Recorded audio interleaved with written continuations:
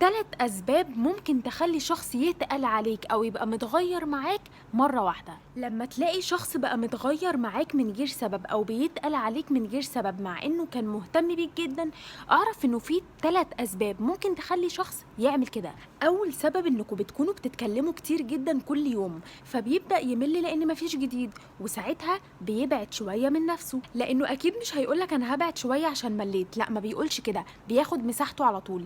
وانت لو مكانه هتعمل كده، فلازم تتفهم ده على طول وتستنى شوية، وانت كمان تاخد بريك وتشوف حياتك، هتلاقيه رجع تاني يهتم.